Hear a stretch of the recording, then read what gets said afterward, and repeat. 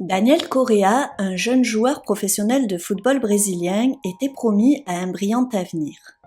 Malheureusement, le 27 octobre 2018, il sera retrouvé mort et horriblement mutilé.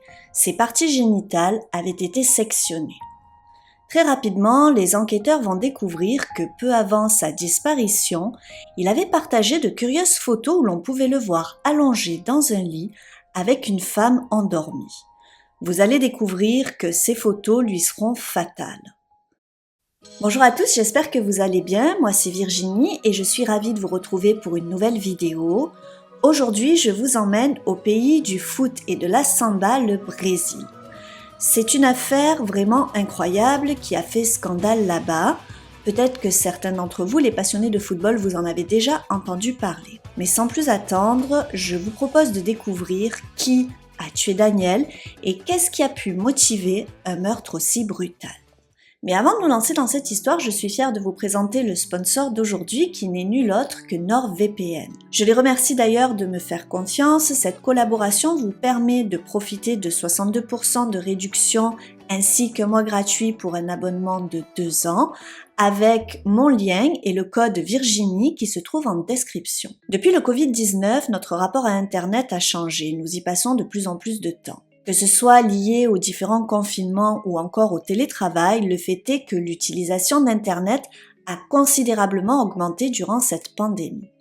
Malheureusement, depuis, les cyberattaques ont elles aussi augmenté de plus de 400%. Grâce à NordVPN, je peux profiter d'une connexion totalement sécurisée. Mes données sont cryptées et protégées, notamment grâce à ces 5800 serveurs répartis à travers le monde. De plus, avec NordVPN, je peux connecter et protéger jusqu'à 6 appareils en même temps, tout en bénéficiant d'une connexion sécurisée, rapide et stable. Que l'on soit en train de profiter d'un réseau Wi-Fi public au McDo, dans une gare ou un aéroport, que l'on se trouve chez soi ou n'importe où à travers le monde, grâce à NordVPN, vous bénéficiez d'une totale sécurité. Aucune chance que vous soyez victime d'une cyberattaque ou que vos données ou coordonnées bancaires soient subtilisées à des fins malveillantes. De mon côté, j'utilise NordVPN quotidiennement, que ce soit dans le cadre de mes recherches pour les différentes affaires que je traite. Il arrive souvent que je ne puisse pas accéder à une information, un article, voire une vidéo sur un site qui n'est pas disponible en France. Lorsque cela m'arrive, c'est très facile, il suffit d'un simple clic et je me retrouve géolocalisée aux États-Unis, au Canada ou encore en Argentine. Le fait de pouvoir vous géolocaliser n'importe où dans le monde est également bien pratique pour pouvoir profiter au maximum des plateformes de streaming ou VOD comme Netflix, Amazon Prime ou encore Disney+.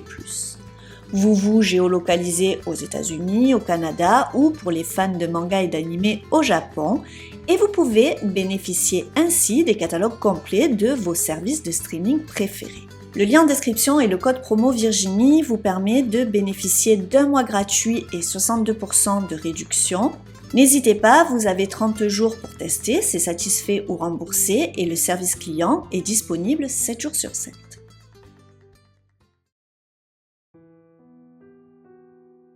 Daniel est né le 22 janvier 1994 à Minas, au Brésil. Ses parents se séparèrent alors que Daniel était encore petit, mais ils réussirent à garder de bons rapports pour le bien de leur enfant. Ainsi, son père sera présent tout au long de son enfance. Père et fils étaient très proches, c'est d'ailleurs son père qui lui transmettra sa passion du football. Daniel adorait le foot, il y jouait depuis tout jeune et il avait un certain talent. C'est à l'âge de 11 ans qu'il se fit repérer et sa mère décida à ce moment-là de se dévouer totalement à la future carrière de son fils. Après avoir joué dans toutes les équipes de jeunes avec succès, il commença sa carrière pro en 2009 à Cruzeiro. Il y resta 4 ans et fut même sélectionné dans l'équipe nationale des moins de 17 ans. En 2013, il rejoignit le club de Botafogo pour y jouer dans l'équipe des moins de 20 ans. Il était très apprécié des supporters car bon dribbleur, ils l'appelaient affectueusement Daniel Messi. Malheureusement, en 2014, une grave blessure au genou va l'éloigner quelque temps des terrains. Mais, avant sa blessure, Daniel était un grand espoir du football brésilien. D'ailleurs, Le prestigieux club de Sao Paulo qui le suivait depuis des années le recruta, et ce, malgré sa récente blessure. Pour Daniel, c'était comme un rêve, mais à cause de sa blessure récente, il ne réussira pas à s'imposer au club et, comme c'est souvent le cas avec les jeunes joueurs, il sera prêté à Sao Bento, un club moins prestigieux, afin d'y faire ses armes. Au moment de sa disparition, Daniel gardait toujours espoir de revenir à son plein potentiel afin de réintégrer l'équipe première du Sao Paulo FC. Daniel avait une petite fille de 2 ans qu'il aimait par-dessus tout. Il était séparé de sa maman.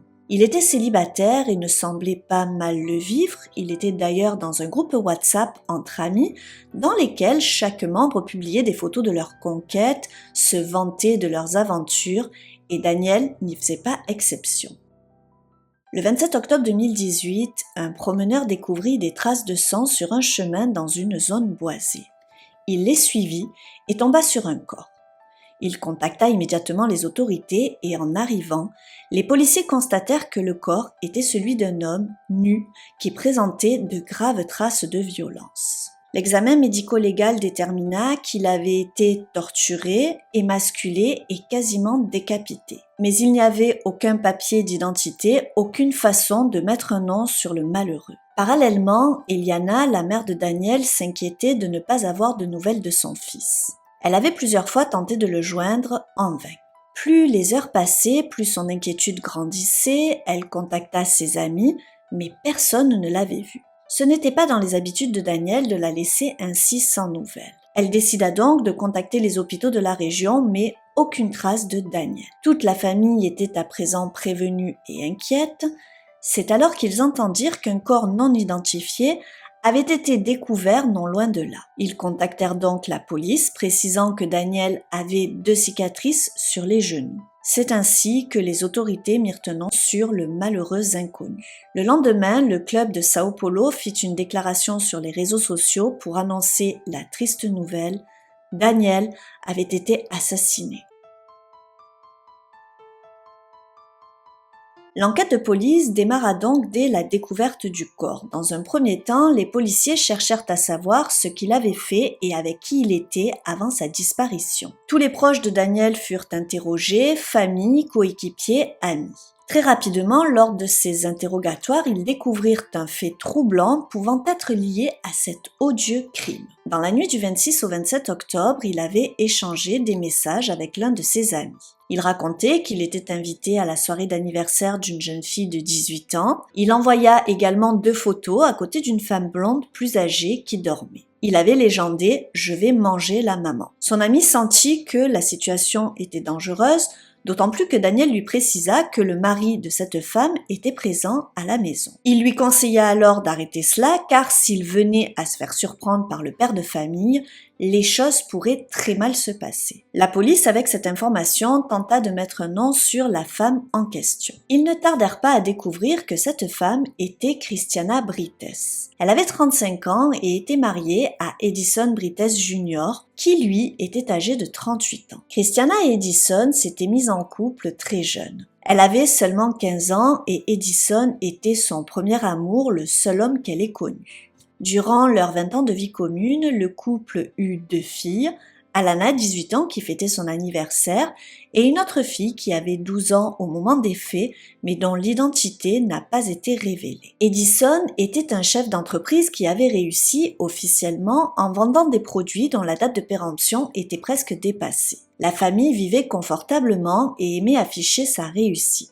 Le 26 octobre 2018, Alana, la fille aînée du couple, fêtait ses 18 ans. Pour l'occasion, ses parents lui organisèrent une grande soirée qui se déroula à Curitiba, la capitale de l'État du Paraná, là où il vivait. Alana et ses parents voulaient que la soirée soit mémorable et ils décidèrent d'organiser tout cela dans une boîte de nuit côté de la ville. Daniel faisait partie des invités. Selon plusieurs témoins, la soirée s'était bien passée, tout le monde avait passé un bon moment et un petit groupe d'une quinzaine d'invités, dont Daniel, avait décidé de poursuivre la fête au domicile des Brites. Fort de ces infos, les policiers décidèrent de poser quelques questions à la famille. Ils cherchaient à savoir dans quelles conditions il avait pu se prendre en photo avec Christiana. Très rapidement, les enquêteurs se rendirent compte que les déclarations des uns et des autres se contredisaient. De toute évidence, la famille avait quelque chose à cacher, tout portait à croire qu'ils avaient quelque chose à voir avec le meurtre de Daniel. Ils étaient donc à présent les principaux suspects. Le 31 octobre 2018, 4 jours après la découverte du corps, Christiana fut arrêtée et placée en détention pour une durée de 30 jours, le temps de faire avancer l'enquête. Le lendemain, le 1er novembre, son mari et sa fille furent arrêtés et condamnés à la même peine. Le 3 novembre, Edison fit une déclaration publique dans laquelle il avoua le meurtre. Cette déclaration fut diffusée à la télé brésilienne. Il expliqua que c'était lui qui avait tué Daniel et il l'avait fait pour une bonne raison. Il l'avait fait pour protéger sa femme. En effet, selon lui, Daniel aurait tenté de violer Christiana. Je vous mets un extrait. Foi quando eu fui até a porta, a mesma estava trancada, pois ele tinha entrado no quarto, tirado a roupa e trancado a porta. Eu arrombei a porta do meu quarto. Quando eu abro a porta, ele está em cima da minha esposa e ela gritando, pedindo socorro. O que eu fiz foi o que qualquer homem faria, porque aquela mulher que estava ali não era minha esposa. Para mim, eram todas as mulheres do Brasil. Para quem está me assistindo agora, podia ser a sua filha, a sua irmã, a sua mãe, a sua esposa. E naquele momento era a minha esposa, a Cris, a mulher em quem eu sou casado 20 anos. Une fois cet aveu fait, voici ce que va raconter la famille. Ce soir-là, la première partie de cette soirée festive s'était déroulée en boîte de nuit avec de nombreux invités. Vers 6-7 heures du matin, un groupe d'une quinzaine de personnes, composé essentiellement d'amis d'Alana, décidèrent avec les parents de celle-ci de poursuivre la fête à la maison familiale. Selon leurs déclarations, les parents ne connaissaient absolument pas Daniel, ils ne l'avaient jamais vu. D'ailleurs, ils n'avaient, selon la famille d'Alana, vraisemblablement pas été invités à poursuivre la soirée en leur compagnie, mais ils se seraient glissés dans l'un des Uber appelés pour l'occasion. Arrivés à la maison, la soirée se poursuivit, tout le monde avait beaucoup bu, et Alana et certaines de ses copines, encore bien excitées par l'événement, dansaient et chantaient sur la table du salon. Mais malgré l'euphorie ambiante, Christiana de son côté ne se sentait pas bien, elle avait beaucoup trop bu. Aussi, son mari lui cuisina des œufs et après les avoir mangés, elle décida d'aller se coucher. Il était environ 7h30, 8h du matin. L'ambiance commençait peu à peu à redescendre, même si certains discutaient et s'amusaient encore, les uns et les autres commençaient petit à petit à s'endormir. Quelque temps après que Christiana soit partie se coucher, son mari décida d'aller jeter un coup d'œil sur sa femme pour voir si tout allait bien. Edison racontera que c'est alors qu'il constata que la porte de la chambre parentale était verrouillée. Il tenta de l'ouvrir lorsque soudain il entendit sa femme qui criait à l'aide. Ni une ni deux, sans réfléchir plus longtemps, il enfonça la porte. Une fois à l'intérieur, une vision effroyable s'imposa à lui. Il vit, dans sa chambre, Daniel en t-shirt et caleçon allongé sur sa propre femme. Elle, de son côté, appuiera ses dires et racontera qu'il lui avait touché les seins et avait frotté son pénis sur elle. C'est ainsi qu'elle avait été réveillée, elle avait alors tenté de le repousser, lui demander d'arrêter, en vain. Edison, horrifié par la scène, attrapa Daniel par le cou et le frappa violemment. Daniel tenta de s'excuser, il dira, toujours selon le mari, qu'il ne savait pas ce qu'il lui avait pris, qu'il regrettait. Mais Edison était fou de rage, il le frappait encore et toujours. Daniel tenta de s'échapper, mais il se fit rapidement maîtriser par une prise de JJB. Le JJB, pour ceux qui ne connaissent pas, est un art martial brésilien assez connu aujourd'hui grâce à l'expansion du MMA. Ça ressemble à du judo, ça en a d'ailleurs les mêmes racines, mais il a pour spécificité de livrer des combats au sol. Daniel était maîtrisé et à présent toute la maison était en alerte. Christiana, quant à elle, avait profité de l'arrivée de son mari pour s'enfuir par la fenêtre.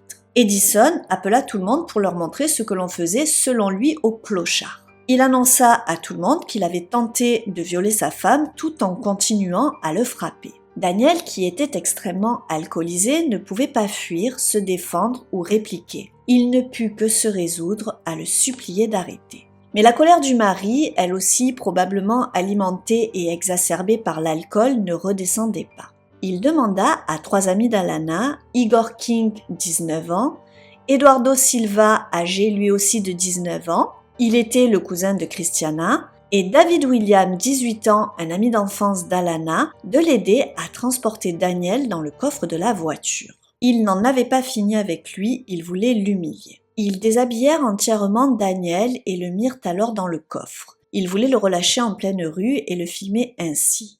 Edison avait comme projet à ce moment-là de l'humilier sur les réseaux sociaux. Le trajet en voiture dura environ 30 minutes et durant ce laps de temps, le téléphone de Daniel émit une alerte et Edison découvrit alors qu'il avait partagé des photos de sa femme endormie avec lui sur un groupe WhatsApp. Ce fut la goutte d'eau qui fit déborder le vase. Il stoppa immédiatement la voiture, prit un couteau qui, selon lui, se trouvait déjà dans le véhicule. Il servait soi-disant à éplucher des oranges. Il sortit de la voiture et s'éloigna avec un Daniel déjà très mal en point. Les 3 jeunes amis d'Alana, quant à eux, étaient restés dans la voiture. Un peu plus loin, une fois seul, Edison égorgea le jeune homme, ivre et mal en point, avec le couteau. La blessure était si profonde que la tête du footballeur était quasiment détachée du tronc. Et c'est d'ailleurs cela qui provoqua sa mort. Mais pour Edison, cela n'était pas suffisant, il n'en avait pas fini, il émascula alors Daniel post-mortem. La version d'Edison fut, en plus d'être confirmée par sa femme, confirmée également par sa fille. Celle-ci raconta qu'alors qu'elle s'apprêtait à aller dormir avec son amie Evelyn, elle avait entendu les cris de sa mère. Oui, mais voilà, les enquêteurs n'étaient pas satisfaits. En effet, il y avait de nombreux témoins, 13 en tout, présents ce soir-là au domicile du couple. Certains d'entre eux racontèrent une version différente de la famille Brites. Ce fut le cas de 2 frères jumeaux présents ce soir-là. Les 2 frères racontèrent que, contrairement à la version de la famille, ils n'avaient jamais entendu Christiana crier. Selon eux, la porte de la chambre n'avait pas non plus été enfoncée. D'autres témoins racontèrent une autre version se rapprochant de celle des jumeaux. Edison avait ce soir-là proposé à Daniel de coucher avec sa femme. Christiana était au courant de cet arrangement et l'avait accepté. Mais l'homme d'affaires avait changé d'avis une fois que le couple était parti se coucher ensemble et fou de rage, il aurait attaqué Daniel. Selon les témoins, ce soir-là, Edison, en plus de l'alcool, avait consommé de la cocaïne et de l'ecstasy. Ils nièrent eux aussi avoir entendu Christiana crier. Selon eux, la porte n'avait pas non plus été enfoncée. Les policiers suspectèrent que la famille, après le crime, avait inventé cette histoire de viol pour atténuer l'horreur du meurtre. Après tout, ils n'étaient plus là pour se défendre, autant charger la mule. La police se rendit donc dans la maison familiale. La porte de la chambre était effectivement enfoncée et cela avait l'air d'avoir été fait récemment. Le problème qu'ils rencontrèrent, c'est que sur place, le ménage avait été minutieusement fait. Il n'y avait aucune trace de sang apparente. Mais les enquêteurs qui passèrent la maison au peigne fin trouvèrent des résidus de sang dans les joints du carrelage de la chambre, sur le pas de la porte de la chambre, dans la cour et dans la voiture. De plus, ils se rendirent compte que des tissus et les restes d'un téléphone portable avaient été brûlés dans la gamelle du chien de la famille. Pour finir, ils constatèrent également que la maison n'était pas non plus immense et que si Christiana avait crié, elle aurait été entendue de tous. Le problème dans cette affaire, au-delà de l'incohérence entre les différents témoignages, c'est que les enquêteurs découvrirent que la famille avait menti à plusieurs reprises. Déjà, au départ, ils avaient prétendu ne pas connaître Daniel.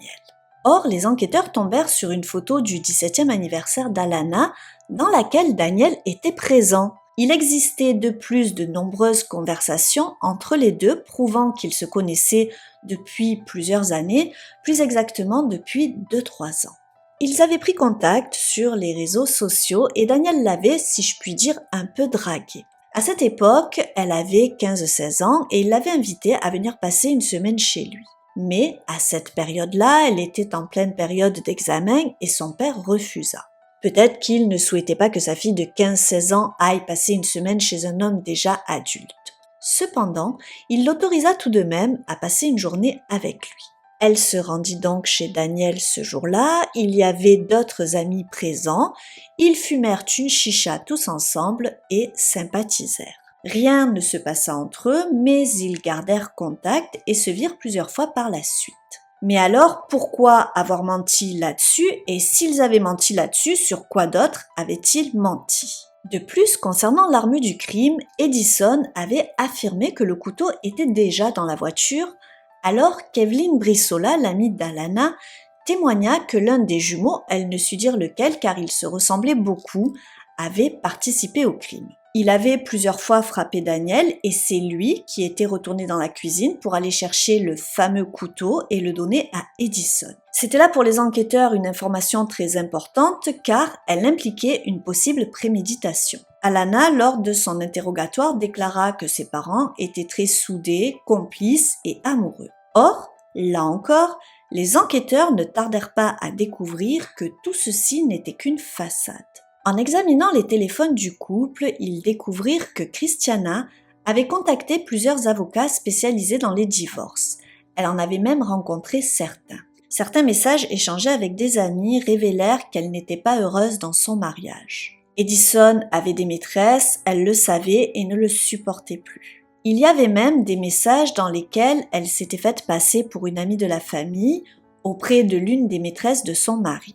Elle l'avait contacté en lui disant qu'Edison était un homme marié et qu'elle allait détruire une famille. Elle lui précisa même lors de ce message qu'il fréquentait aussi des prostituées. Le voile du couple aimant, de la famille parfaite, commençait à tomber. Mais le plus révélateur étaient les messages échangés par le couple qui étaient tout sauf des messages d'amour. Dans certains messages, elle écrit « Rentres-tu bientôt à la maison ?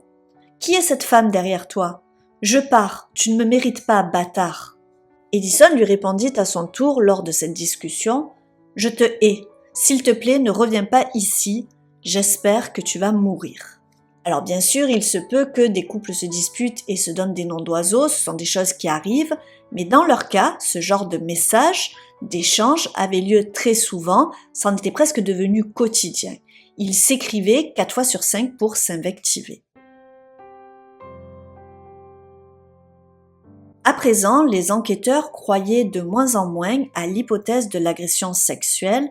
Daniel avait-il vraiment tenté de violer Christiana ou Edison avait-il simplement surpris le jeune homme et sa femme en train de passer un moment intime tous les deux, ce qui aurait déclenché sa terrible colère? Daniel entretenait-il une liaison secrète avec Christiana? Igor, Eduardo et David, les 3 complices, ainsi qu'Evelyn, la meilleure amie d'Alana, et l'un des frères jumeaux furent arrêtés. Les 3 complices racontèrent qu'ils avaient été menacés par Edison. Ils n'avaient pas eu d'autre choix. Ils avaient été contraints de prendre part à ce crime horrible. Malgré leurs explications, ils furent tous les 3 accusés de meurtre, falsification de preuves et dissimulation de cadavres.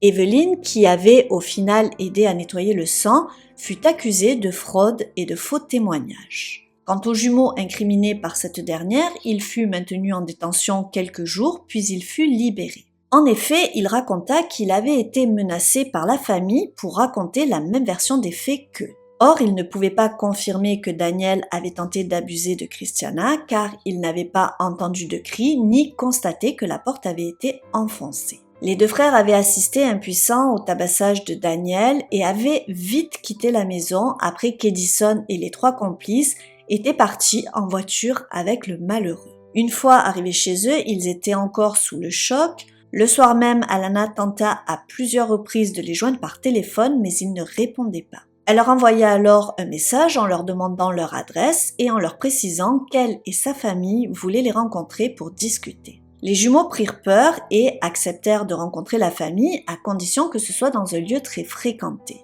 Ils se mirent d'accord et choisirent de se retrouver dans un centre commercial. La scène fut filmée par les caméras de vidéosurveillance.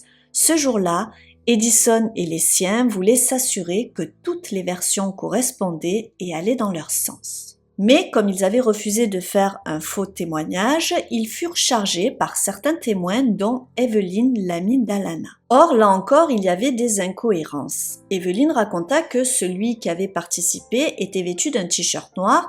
Elle dira qu'elle ne se souvenait plus de son prénom, qu'elle n'était pas capable de les différencier car ils se ressemblaient beaucoup trop.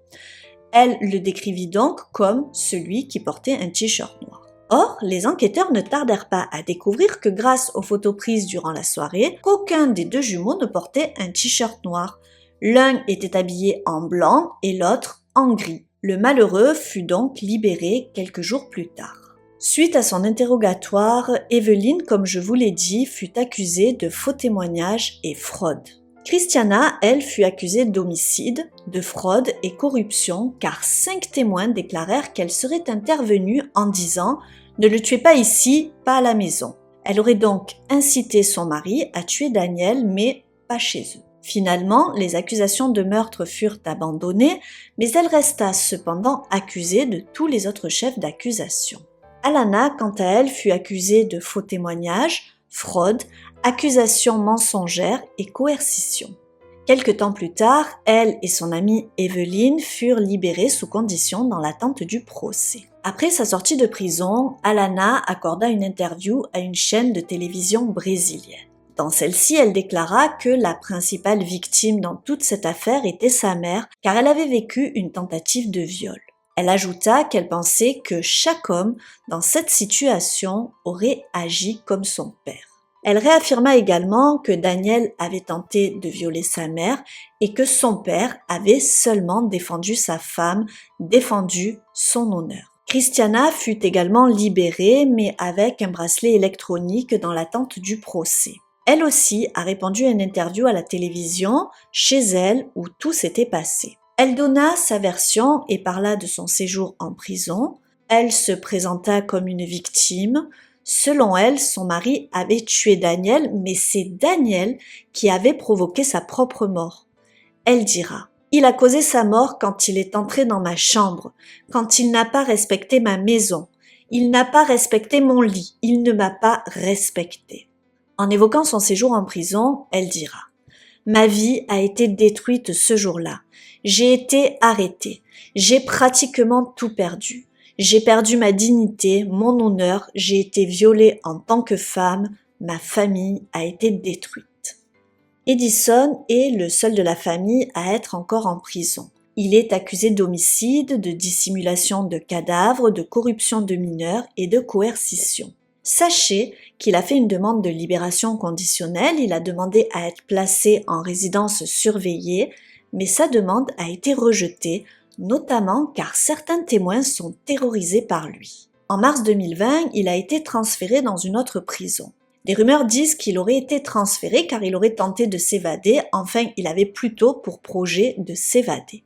En effet, une note fut retrouvée dans sa cellule dans laquelle il proposait de l'argent liquide à un autre détenu pour organiser son évasion. Ses avocats ont démenti en disant que le transfert avait eu lieu pour des raisons administratives. Enfin, sachez qu'il a été condamné à verser une pension alimentaire d'environ 1 000 € par mois à la petite fille de Daniel. Le procès n'a pas encore eu lieu et je vous tiendrai informé de la suite. Il reste encore de nombreuses zones d'ombre dans cette affaire et je vous avoue que tout au long de mes recherches, j'ai été partagée, tiraillée. C'est une affaire incroyable mais très trouble. Daniel était-il un vil prédateur sexuel qui a tenté d'abuser de Christiana durant son sommeil? Avait-il une relation secrète avec Christiana? Était-il simplement un idiot qui, pour une blague, pour se vanter auprès de ses amis sur WhatsApp, s'est fait démasquer dans le lit de Christiana? Ou encore serait-ce le résultat d'un plan à 3 qui aurait mal tourné? Je vous propose à présent d'essayer d'y voir un peu plus clair, même si nous ne savons pas exactement ce qu'il s'est passé. J'ai tenté d'en savoir un peu plus sur Daniel et j'ai découvert qu'avec des amis, il partageait sur WhatsApp des photos avec des filles avec lesquelles il couchait. Après, même si ce n'est pas très gentleman, ça ne fait pas de lui un sombre prédateur sexuel pour autant. Son entourage témoigna que c'était un gentil garçon, qu'il était plutôt calme, il avait toujours été très apprécié de ses amis, ses coéquipiers et entraîneurs. Il n'avait jamais, de ce que j'ai pu trouver, était accusé d'une quelconque agression sexuelle. Je me suis ensuite penchée sur Edison. Les experts qui l'ont évalué disent de lui qu'il n'est pas psychopathe. On peut alors se demander ce qui l'a poussé à agir avec autant de violence, autant de barbarie. Au début, en découvrant cette affaire, j'ai pensé que Daniel était forcément coupable, sinon, selon moi, il n'y avait pas de raison à agir avec autant de barbarie, autant de violence. Cependant, petit à petit, j'ai remis en question ma première impression, mon premier cheminement, et j'ai changé d'avis. Je compte d'ailleurs sur vous pour me dire ce que vous en pensez à la fin de la vidéo en commentaire. Edison était un personnage plutôt trouble. Certains le soupçonnent même de baigner dans le trafic de drogue. Lors de son arrestation, il était en possession d'une moto d'une valeur d'environ 10 000 € au nom d'un trafiquant de drogue arrêté et condamné.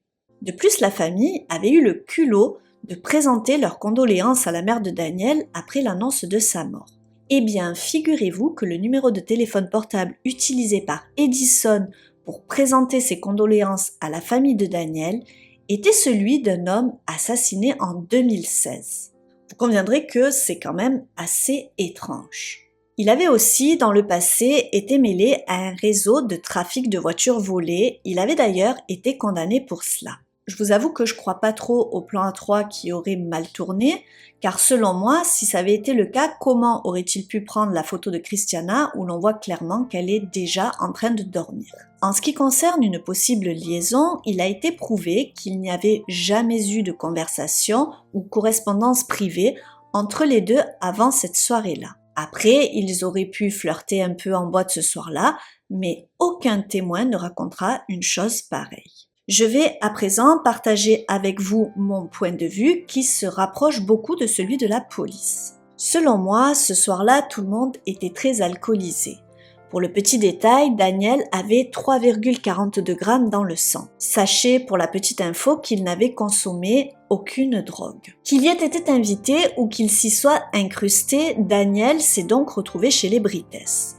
Il avait d'ailleurs brièvement flirté avec Evelyne ce soir-là. Que ce soit Alana ou Evelyne, les deux brossèrent le portrait de Daniel comme quelqu'un d'un peu lourd, insistant, mais qui ne les intéressait pas plus que cela. Alors, très sincèrement, je vous avoue que j'ai quelques doutes. Elles étaient jeunes, elles avaient l'air assez superficielles, Daniel était un jeune joueur de football professionnel promis à un bel avenir, et à mon avis, cela devait lui octroyer une certaine aura auprès des jeunes filles. Surtout dans un pays comme le Brésil, où le foot est un sport très populaire et où certains joueurs deviennent riches et très célèbres.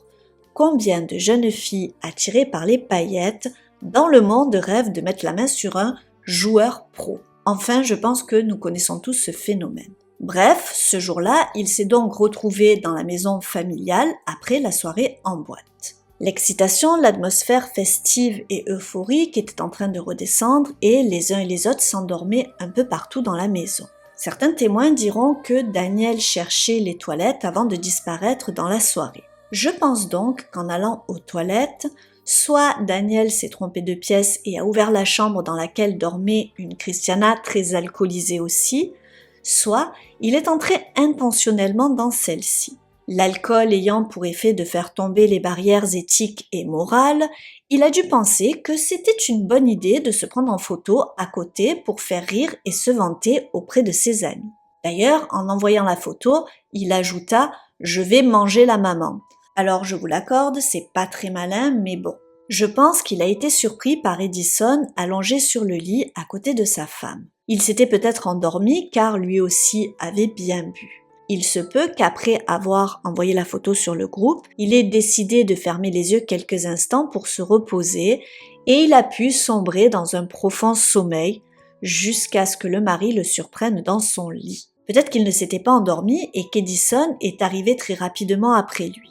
Quoi qu'il en soit, Edison devait lui aussi être très alcoolisé. Certains témoins diront qu'il avait aussi consommé de la drogue et il était connu pour être quelqu'un d'assez impulsif. Si en plus il avait des liens avec le trafic de drogue, peut-être a-t-il pensé que sa femme le trompait. Il attaqua donc Daniel très violemment et c'est, je pense, ce qui a dû réveiller Christiana qui a dû elle-même être choquée de savoir qu'alors qu'elle dormait, un homme était dans son lit. À ce moment-là, je pense qu'il ne savait pas encore qu'il avait pris les photos. Daniel, malheureusement, à cause de l'alcool, ne put ni réagir ni se défendre, il fut littéralement tabassé. Selon moi, au départ, Edison voulait peut-être seulement, si je puis dire, lui donner une bonne leçon, l'humilier et le laisser nu dans la rue. Mais, malheureusement pour le pauvre Daniel, une alerte sur son téléphone fit découvrir au mari furieux les photos de sa femme. Fou de rage, il aurait alors achevé le pauvre Daniel avant de l'émasculer, comme une ultime humiliation, une volonté d'atteindre à sa masculinité, sa virilité. Les témoins étaient tous très jeunes, ils avaient une petite vingtaine d'années tout au plus et je suppose qu'ils devaient être choqués et effrayés de la tournure des événements. Je pense qu'Edison et Christiana, après coup, ont voulu justifier le crime en incriminant et salissant la mémoire de Daniel. Ils ont donc cherché à réécrire l'histoire. Ils se sont d'abord attelés à supprimer toutes les traces, ils ont donc brûlé une partie des vêtements de Daniel et son téléphone. Ils ont ensuite dû enfoncer la porte pour que la version corresponde avec les preuves. Puis, ils ont fait pression sur les témoins, dont les jumeaux, afin qu'ils s'accordent et que leurs témoignages aillent dans leur sens. Pour détourner les soupçons, Alana a même communiqué avec la mère de Daniel avant la découverte du corps alors qu'elle cherchait son fils, en lui disant qu'il avait quitté la fête et qu'elle ne savait pas où il était parti. Elle est allée jusqu'à faire un post de soutien sur les réseaux sociaux lors de l'annonce de la mort de Daniel. En tout cas, c'est ce que j'ai pensé en découvrant cette affaire. Personnellement, je ne pense pas que Daniel a tenté d'agresser Christiana. Et j'ai trouvé ça tellement triste. On fait tous parfois des erreurs de jugement, mais là, cette blague de mauvais goût va lui coûter la vie. De plus, quand je pense à la violence qu'il a subie, je sais pas, ça me touche. Je me dis qu'il n'a pas dû comprendre ce qui lui arrivait. Il a tenté de s'excuser, de fuir, mais malheureusement, personne ne l'a secouru. Personne n'a réussi à stopper la folie d'Edison. Il était jeune et plein d'avenir et il laisse derrière lui une maman brisée et une petite fille orpheline. N'hésitez pas à me dire en commentaire ce que vous en pensez. Selon vous, Daniel a-t-il tenté de violer Christiana ? Christiana et lui entretenaient-ils selon vous une relation ou a-t-il malheureusement été victime d'une blague qui a mal tourné ? J'espère que nous en apprendrons plus lors du procès, peut-être que certains témoins reviendront sur leurs déclarations. En tout cas, je vous tiendrai informé de tout cela. J'espère que malgré la tristesse de cette affaire, vous avez passé un bon moment en ma compagnie. Comme toujours, je remercie tous ceux qui sont restés avec moi jusqu'au bout. Si c'est le cas, vous pouvez me le signifier en inscrivant Daniel dans les commentaires. N'hésitez pas, si vous pensez que vous n'êtes pas suffisamment protégé, d'aller profiter de l'offre NordVPN. Avec le lien qui se trouve en description, vous bénéficiez de 62% de réduction ainsi qu'un mois gratuit. Et ne vous inquiétez pas, c'est satisfait ou remboursé durant 30 jours. Quant à moi, je vous dis à très vite pour une nouvelle histoire criminelle sur ma chaîne, mais jusque-là surtout, restons prudents!